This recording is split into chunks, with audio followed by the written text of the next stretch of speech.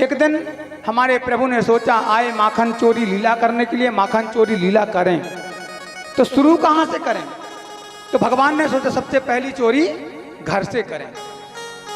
उन्होंने घर से प्रारंभ किया, लेकिन पकड़े गए। लेकिन भगवान ने अपनी बुद्धिमानी से निकल गए।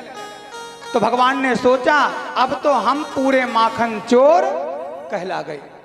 अब की बार भगवान बाहर निकले हैं, मित्र बनाए हैं, तन सुखा मन सुखा ग्वाल वालों को मित्र बनाया है, और हर घर में जाएं और जाकर के माखन चोरी करने लगे।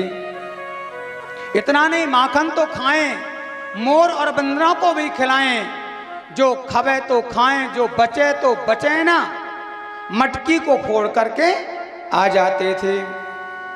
यहां एक दिन क्या हुआ कि गोपियां उल्हाना देने के लिए आने लगी, और गोपियों ने कहा अरे यशोदा देख, तेरा लाल आता है, मक्खन तो खाता ही खाता है, मटकी भी फोड़ जाता है, और हमारे बछड़ों को छोड़ देता है। गैया जाती हैं, दूध पी लेती हैं, और जब हम दूध दोहने जाती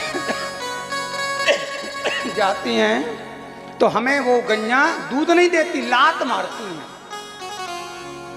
देख, समझा ले अपने लाल को।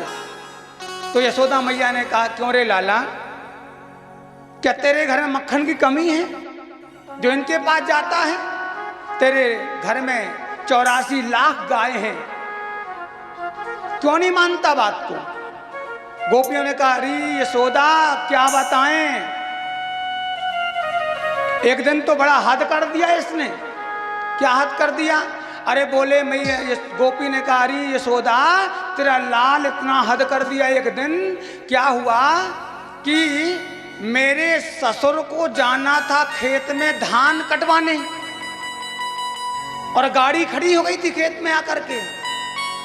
अब मेरे ससुर ने कहा बहू कुछ खाना हो, रोटी हो तो ला दे। अब खाना तो बना नहीं था, बासी रोटी रखी थी।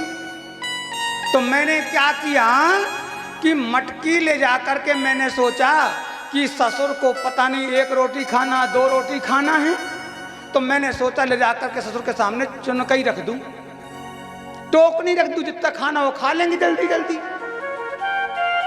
और उसमें मैंने मक्खन रखा, और जैसे मक्खन रखा और उसको ढक करके और ससुर के पास रखने गई, ससुर हाथ धोने के लिए गए, इतने में तेरा नटखट लाला आया, मक्खन उठा करके ईंट का डिगला रख दिया। और जब ससुर ने टोकना खोला तो मुझे इतनी गाली पड़ी, अरे बाबरी तेरी माँ ने यही समझाया है ईंट का टुकड़ा रखने के लिए? देख बहुत गाली पड़वाता है। एक दिन तो एक गोपी कहती है मैं अपने घर में सत्यनारायण भगवान की कथा करवाने के लिए तैयारी किया, पंडित जी को बुलाई, पंडित जी ने कहा चौंक मार लेना, चौंक लीप लेना गोबर से, पटिया लगा लेना, लाल सफेद कपड़ा बिछा लेना। मैंने गोपी ने कहा अरे यशोदा मैंने तो वहाँ गोबर से लीपा, चौंक बनाया, पटिया बिछाया, लाल सफेद कपड़ा बिछा दिया, और भगवान सत्यनारायण की फोटो रख दिया, और पंडित जी का इंतजार करने लगी। और मैं प्रसाद सेकने के लिए अंदर क्या गई कि तेरा ये नटखट लाल आया, और क्या किया मालूम है? यशोदा ने कहा क्या किया? अरे तेरे लाल ने भगवान सत्यनारायण की फोटो उठाया और छोटा सा कुत्ता का पिल्ला लाके बैठा दिया, पिल्ला बैठा दिया। पंडित जी आए, पंडित जी ने कहा सब जगह अशुद्ध कर दिया, इसको लीपो। दोबारा से लीपा, लेट हो गई, ससुर की डांट खाई, मार खाई। तब यशोदा ने कहा देख गोपियों तुम झूठ बोल रही हो। भगवान कहते हैं मैया ये तो झूठेली है, झूठेली। एक बार बता मैया, तेरा पुत्र कभी किसी घर में चोरी करने जाएगा? मैया कहती है बिल्कुल भरोसा ही नहीं है बेटा, ये झूठ बोल रही हैं। यशोदा ने कहा सुन रही गोपियों, जब तक तुम मेरे पुत्र को रंगे हाथ पकड़ के नहीं लाओगी तो मैं नहीं मानूंगी। गोपियों ने कहा ठीक है, आएगा तो जरूर पकड़ेंगे।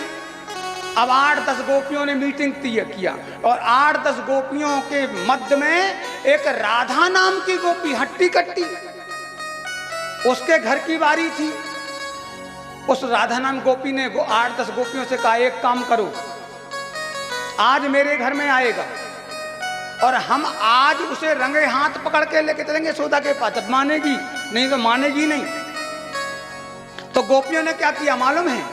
मटकी टांगी, मटकी में 3, 4, 5 छोटी छोटी घंटियां बांध दी कि जैसे मटकी में हाथ लगाए घंटी अपने आप बजेंगी। और सारी गोपियां छिप गईं, कोई जाकर के आलमारी के पीछे, कोई अरवा के पीछे, कोई पर्दा के पीछे छिप गई और कहती हैं, सुनो, जैसे कन्हैया आए और मटकी को पकड़ करके ऊपर लटके, दौड़ के पकड़ लेना, रंगे हाथ पकड़ना है। ठीक है। अब तो भैया बारी वही आई, और जिस घर में आज चोरी की बारी थी ना, वही राधा नाम की गोपी का पति भी मंडली में सम्मिलित था। पति ने कहा, मैं नहीं जाऊंगा, मेरी पत्नी बड़ी तेज है, बिल्ला मारेगी मुझे, तुम जाओ कन्हैया। आज ग्वाल वाल आए और आकर के मटकी को देखा तो बोले ऊपर बंधी है। तो ग्वाल वालों ने कहा, चढ़े ऊपर, कन्हैया चढ़ जाओ ऊपर। भगवान ने देखा घंटियों को, भगवान ने कहा रुक जाओ, हाथ जोड़ा भगवान ने, घंटियों से कहा, अरे घंटी, जब तक सब लोग माखन ना खा लें तब तक तू बजना मत। घंटियों ने कहा ठीक है, नहीं बजेंगे कन्हैया। तो अब 8-10 चारों तरफ खड़े भये, फिर उसके ऊपर और खड़े भये, फिर और खड़े भये, फिर एक कन्हैया जी खड़े भये। मटकी पकड़ी, घंटी नहीं बजी। ग्वाल वालों को खिलाया, घंटी नहीं बजी। मोर बंदरों को खिलाया, घंटी नहीं बजी। और जैसे भगवान ने अंतिम में उठा करके मुख में लिया, वैसे घंटी टन टन टन टन होकर बजना चालू कर दिया। जैसे बजी, वो राधा नाम की गोपी दौड़ के आई और झट से पकड़ लिया। सारे नीचे ग्वाल वाल भाग गए, कन्हैया अकेले लटके मटकी में, अकेले लटके। गोपी ने पकड़ लिया, अरे दारी के, आज छोड़ूंगा नहीं, आज तो छोड़ने वाली नहीं हूं, तेरी मां भरोसा नहीं करती, लेके चलूंगी। नीचे उतारा, सब ग्वाल वाल भग चुके थे। भगवान ने कहा रुक जाओ गोपी, जरा मैं घंटी से बात तो कर लूं। भगवान ने कहा क्यों रही घंटी, मैंने कहा था बजना मत, क्यों बजी? तो घंटियों ने कहा, आपने ये कहा था कि जब तक सब माखन न खा ले मत बजना। ग्वाल वाल खा लिया, हम नहीं बजी, मोर बंदर खा लिया, हम नहीं बजी। लेकिन प्रभु आपने तो नियम बनाया है कि जब ठाकुर को भोग लगता है तो घंटियां बजना जरूरी है, बगैर घंटी बजे ठाकुर भोग नहीं लगाते। तो आप जब भोग लगाए हम बजी। अब वो हट्टी कट्टी गोपी तो भगवान के हाथ को पकड़ लिया, कहती है चल कन्हैया, आज छोड़ूंगी नहीं। अब गोपी का गांव के लास्ट में मकान था। अब गोपी आगे आगे हाथ पकड़ के भगवान को खींचती जा रही है, चल कन्हैया चल, तेरी माँ विश्वास नहीं करती, आज तो विश्वास करेगी, रंगे हाथ पकड़ा मैंने। अब खींचती ले जा रही है। भगवान ने सोचा क्या करूं, तो उसी गोपी का, यानी भगवान का एक मित्र था जिसका नाम था तनसुखा। वो गूंगा था, बोल तो पाता नहीं था। उसके पीछे पीछे भगवान के आ रहा था। तो भगवान ने इशारा किया, क्यों रे लड्डू खाएगा? उसने कहा हाँ। तो भगवान ने कहा मेरे पीछे पीछे आ, लड्डू खिलाऊंगा तुझे। अब आगे गोपी, पीछे भगवान, हाथ पर खींचते जा रही गोपी, चल चल चल, पीछे ग्वाल वाल लड्डू दे दे। भगवान ने कहा रुक जा। अब चलते चलते चलते चलते गांव का चौराहा आया। भगवान ने सोचा कुछ ना कुछ तरकीब तो निकालनी पड़ेगी।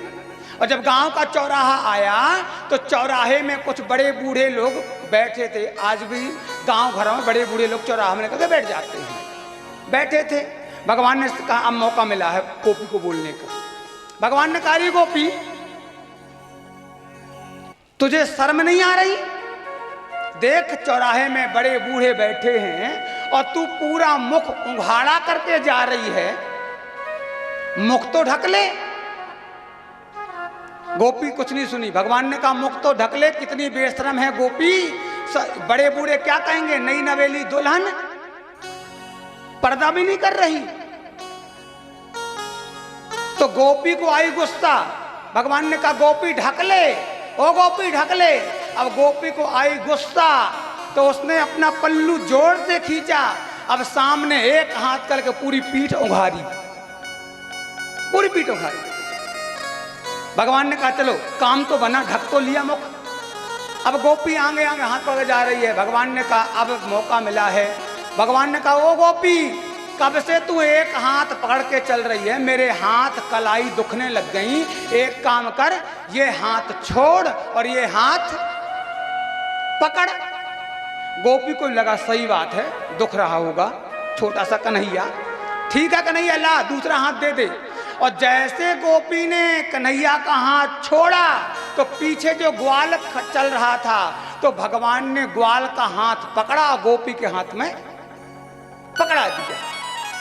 भगवान दौड़े जाकर के अंदर अपने रूम में, अपने कमरे में सो गई।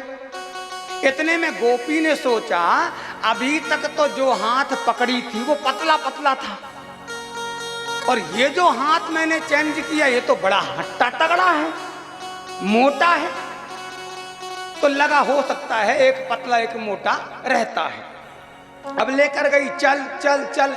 जैसे निंदभवन पहुंची, अरे यशोदा, ओ यशोदा देख, तू विश्वास नहीं करती थी ना, आज तेरे लाल को रंगे हाथ पकड़ के लाई हूं। यशोदा मैया अंदर से निकली, चिल्ला रही थी गोपी, देख तेरे लाल को रंगे हाथ पकड़ के लाई हूं। तू विश्वास नहीं करती ना, तेरा लाल चोर नहीं है, तू बात नहीं मानती थी, देख तेरे लाल को पकड़ के लाई हूं। यशोदा ने पहले समझ गई, जान गई थी कि मेरा पुत्र अंदर सो रहा है। तब यशोदा ने कहा अरे गोपी गला मत फाड़, जरा घूंघट ऊपर करके देख किसको पकड़ के लाई है। और जैसे वो गोपी पीछे मुड़ करके देखा तो कोई और नहीं, उसी गोपी का खसम था। खसम बड़ी शर्माई सा, बहुत शर्माई, और वह गोपी चली गई। यानी भगवान ने ऐसी लीलाएं किया है।